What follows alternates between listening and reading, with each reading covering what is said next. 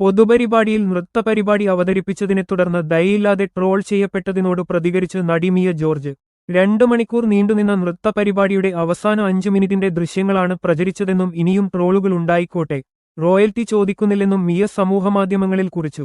2 മണിക്കൂർ dance programme cover ചെയ്യാൻ വന്ന മീഡിയക്കാരുടെ ഒക്കെ ക്യാമറകൾ കേടുവന്നതിനാൽ അവർക്ക് അവസാന 5 മിനിറ്റ് മാത്രമേ ക്യാമറയിൽ കിട്ടിയുള്ളൂ എന്ന് തോന്നുന്നു. ഒരു പരിപാടി കവർ ചെയ്യാൻ വരുമ്പോൾ മിനിമം റെക്കോർഡിംഗ് വർക്കാകുന്ന ക്യാമറ എങ്കിലും എടുക്കണ്ടേ?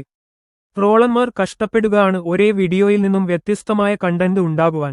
പോട്ടെ, സാരമില്ല, കുറച്ച് കഷ്ടപ്പെട്ടു. ഞാൻ പരിപാടിയിലെ കുറച്ചു ഭാഗങ്ങൾ കൂടി സംഘടിപ്പിച്ചിട്ടുണ്ട്.